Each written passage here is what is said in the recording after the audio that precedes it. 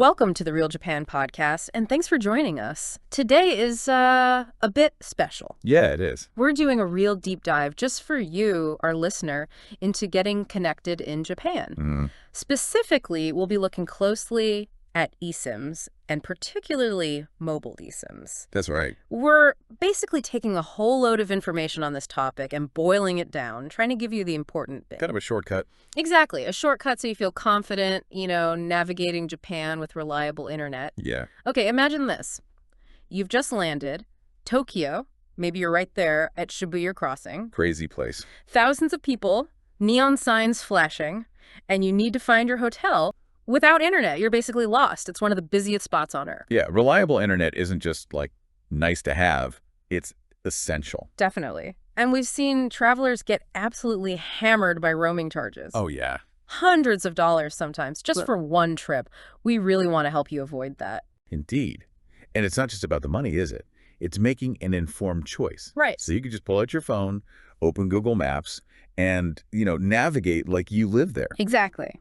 And the solution we're digging into today, it gives you that reliable connection without the nasty surprise costs. Yeah. Lets you just enjoy things. And don't worry if this term eSIM sounds a bit intimidating. Yeah, it can sound technical. We'll break it down. Simple terms. And hey, before we go any further, just a reminder. Oh, yeah? You can find the complete guide. It's got links to buy the eSIMs, other solutions we mentioned, all that stuff. Just visit the link in the description. Good point.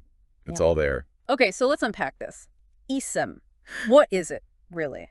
Sounds techie, but you said it's simpler. It really is. Think of it like a digital SIM card that's already built right into your phone. Okay. So instead of fiddling with that tiny little bit of plastic, Mm. the one you always drop. Yeah. Or break. Exactly. Yeah. With an eSIM, it's all digital, nothing physical to mess with.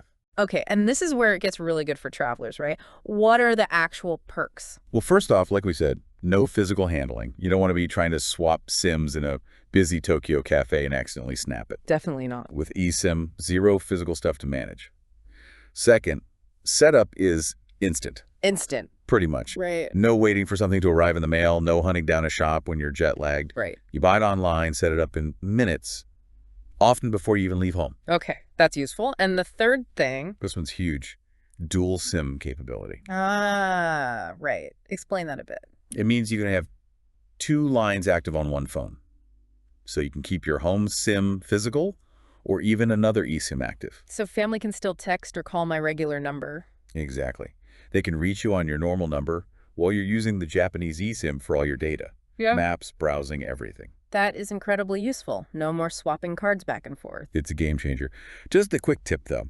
Some newer phones, especially like US iPhones, might only have eSIM slots. Ah, okay. No physical slot at all? Sometimes, Yeah. yeah. So you'll just need to check if your phone supports dual eSIM, or if it's one eSIM and one physical SIM. Good to know. And compatibility, generally. Most newer phones. Yeah, most smartphones from about 2018 onwards are usually Yeah. fine. iPhone XS and newer, loads of Android phones too. So how do you actually check if your device is compatible? Is there an easy way? Super easy way. Just dial *#06# on your phone's keypad. If you see a long 32-digit number labeled EID pop up on the screen, embedded identity document, if you see that EID number, you're golden. Your phone is eSIM ready. Simple as that. Okay. It really is. All right. So we looked at a lot of options for staying connected in Japan, and one name just kept popping up, mobile. Mm-hmm. Strong recommendations. Yeah, consistently. So what is it about mobile? What makes them stand out in, well, a pretty crowded field? I think what's really fascinating here is mobile's history and their deep focus specifically on Japan. Right. They started way back in 1989. That's over 35 years just helping international travelers connect in Japan. Wow, 89. That's a long time in tech years. It really is. They've helped over 250,000 travelers, been featured in big names like Frommer's Time magazine. Okay. This isn't some fly-by-night startup. They're deeply established. They know Japan. So that experience translates into better service. Definitely translates into knowing what travelers actually need. And crucially, network quality. Ah, the network. That's key. Absolutely. Mobile eSIMs connect directly to the Docomo network. Docomo. I've heard that name. That's the big one, right? That's the premium one. Japan's top carrier. Over 99% population coverage. 99%. Wow. Yeah. So whether you're like slap bang in the middle of Tokyo or hiking somewhere rural like the Kumano-Kodo Trail, you're going to have excellent signal. We even saw mentions of people using mobile way out on the remote Yaeyama Islands with no problems. That's seriously impressive coverage. It is. And another thing, support. Right. What happens if something goes wrong? You're in a foreign country. Exactly. Mobile have actual native English-speaking customer service folks based in Japan. Oh, based in Japan. Yeah. So they understand the tech stuff, obviously, but also the local situation. They get it. That feels like a big plus compared to maybe a generic global support line. Huge plus. And their pricing super transparent. Meaning? What you see is what you pay. No sneaky activation fees, no hidden taxes tacked on later, no charges if you need to cancel. Okay, that's refreshing. It really is. Oh, and one more thing, which is quite unique. Go on. A big chunk of Mobile's profits go to charity. Specifically a charity called Saibo. Saibo? Yeah, they feed hungry kids around the world. So when you buy from Mobile, you're actually helping out with that too. Wow. Okay, that's actually really good to know. That's another layer. It does. All right, so Mobile sounds pretty solid. Let's get practical. Choosing a plan. They have short-term and long-term options. Correct. Short-term is anything less than 90 days. Perfect for tourists, most business trips. Long-term is 90 days or more, aimed at students, long-stay visitors, residents. Okay. Let's break down the data-only options first. Those seem like what most tourists would want. Exactly. For short trips, they have 8 or 16-day plans. Right. You can get 3 gigabytes for $2,340, which is, what, about $15 US? Mm-hmm. Good for basics maps, messaging. Okay, $15. Not bad. Then there's 10 gigabytes for $2,750, around $18 US. Honestly, this is often the sweet spot, the one usually recommended. 10 gigs for $18. Seems reasonable for maps, social media. Yeah, definitely. Covers most people's needs pretty well. And if you're planning on uploading loads of photos, videos, maybe some streaming, there's a 30 gigabyte option. Okay. I don't saw 3200, so about 21 US. Gives you a lot more breathing room. Gotcha. And the long-term data plans for people staying longer. Yep, they scale up. There's 3 GB for $2,800 a month, 10 GB for $3,300, 50 GB for $3,900. 50 gigs. That's a lot. Yeah, good for heavy users, streaming, working online. And then there's even 100 for $6,500 a month. Basically unlimited peace of mind for a long stay. Okay. Now, what about needing an actual Japanese phone number? You mentioned that earlier. Yes, the phone number question. It's important. Why might you actually need one, especially if you're just visiting for a couple of weeks? It's a good question, and it catches people out. You often need a local number for things like making restaurant reservations. Ah, okay. Some places require it. Yeah, especially popular ones. Accessing certain local services or apps, getting verification codes sometimes. Right, like for ticketing or something. Exactly. Yeah. And obviously for emergency services, it's essential. Plus for longer stays, it's just much more practical. And business travelers probably need one too. Oh, absolutely. Pretty much essential for business. So for that, you'd need one of their voice plus data eSIMs. That's the way to go, yes. How do those work? For short term, they offer 30, 60, or 90-day voice plus data plans. 30-day is $7,920, 60-day is $12,870, and 90 days is $17,820. Okay. Includes calls, texts, and data, presumably. Yep. And for long-term voice plus data, there's a small setup fee, $2,970. Then the monthly plans start low, around $2,650. And those can be canceled anytime. Exactly. Super flexible, no long contract lock-ins. You just need to remember to terminate the service yourself when you leave or no longer need it. Okay. And there was one other interesting one, Voice Lite. Yeah, the Voice Lite eSIM. This one's quite unique. How so? It's designed for people who mainly just need the Japanese phone number and SMS, maybe for those reservations or verifications we talked about. Okay. You pay the setup fee, $2,970, and then it's just $990 per month. You get the number, SMS, and a small amount of data, 500 megabytes. Just 500 megs. Yeah, tiny amount. So pro tip here, definitely turn off mobile data for this plan in your phone settings unless you absolutely need it for a quick map check or something. Because you'll get charged extra if you go over. Exactly. Fees apply if you exceed the 500 millivolts. So it's really best used just for the number and texting with data off most of the time. Yeah. But again, cancel anytime, no minimum term. Interesting option for specific needs. Okay, let's talk competition. We hear about others like Airalo, Ubigi, Nomad. Yeah, those global players. How does mobile really stack up against them, specifically for Japan? You might see cheaper headline prices sometimes. You might. And those companies often have slick global apps which look appealing, but the key difference, especially in Japan, often comes down to a couple of things. Like what? Network reliability, first and foremost.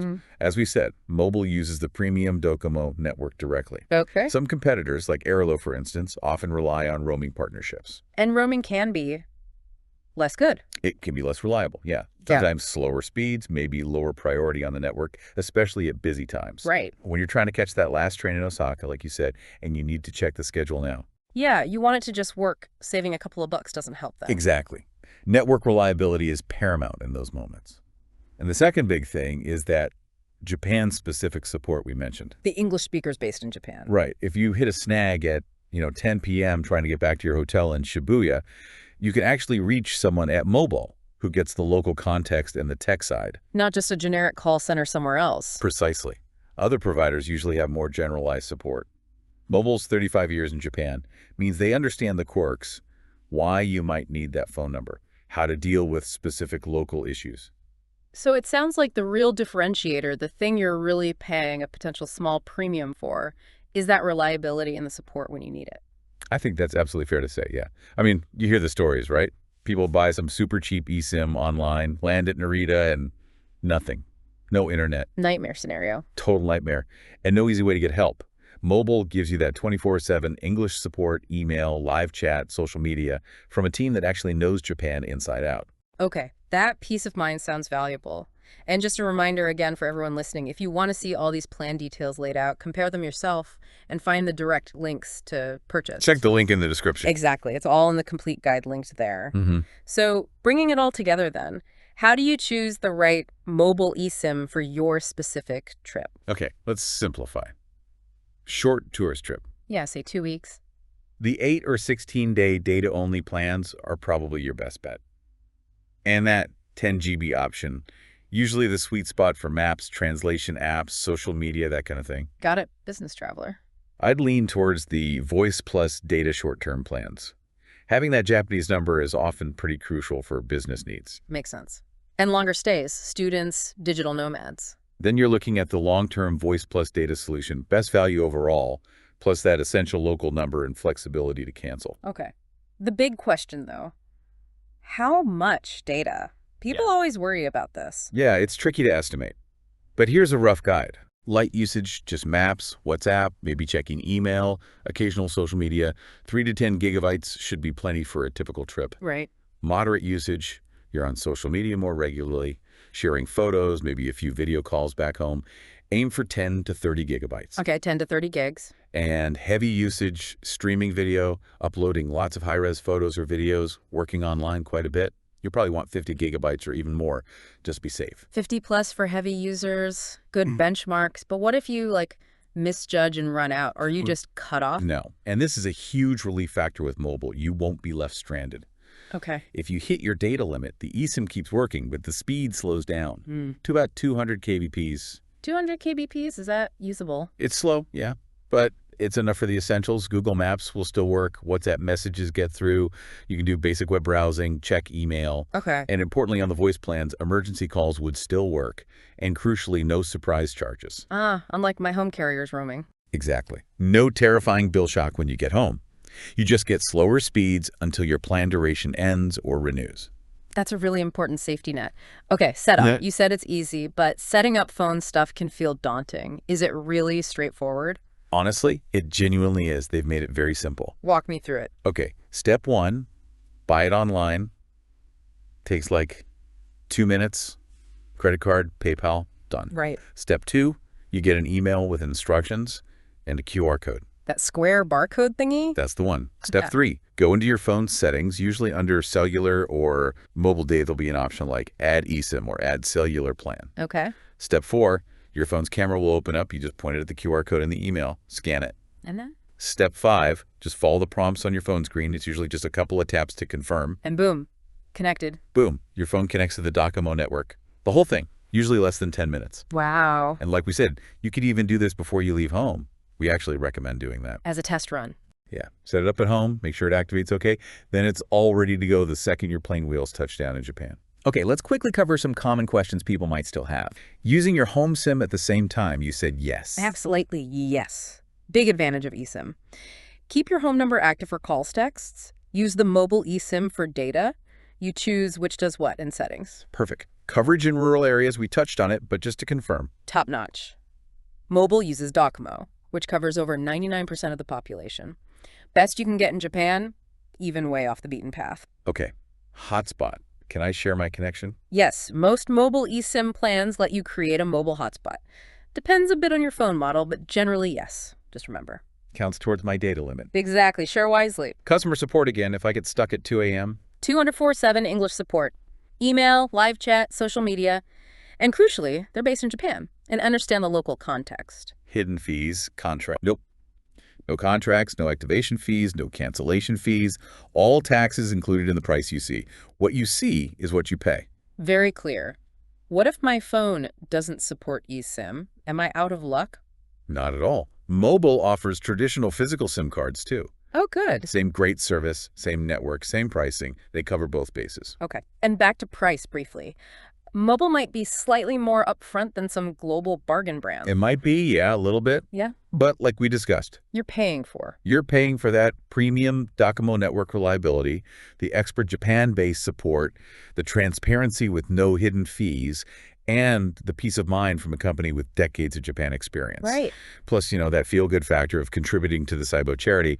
It's the whole package, not just the gigabytes. Well put. Okay, Any quick money-saving tips beyond just picking the right plan? definitely.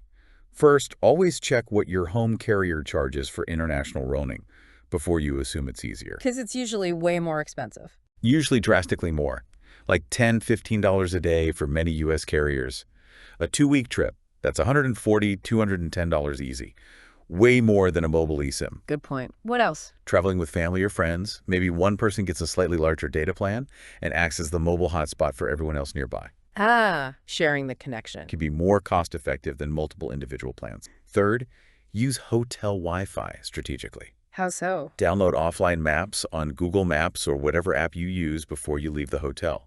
Update apps, download travel guides, sync photos then. Saves your mobile data for when you're actually out and about. Smart. Use free Wi-Fi when you can. Exactly. And lastly, maybe track your data usage at home for a week before your trip. To get a realistic idea. Yeah. A lot of people wildly overestimate how much data they'll actually need when traveling, especially if they use Wi-Fi wisely.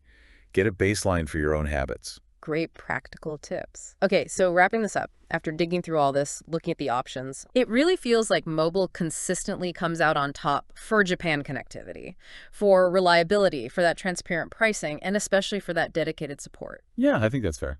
You might find something a few bucks cheaper upfront elsewhere, maybe. Maybe? But like you said, standing confused in Shinjuku Station at rush hour with no internet, those few saved dollars mean nothing then. Absolutely nothing. What matters is that it works reliably and you can get help easily in English if something does go wrong.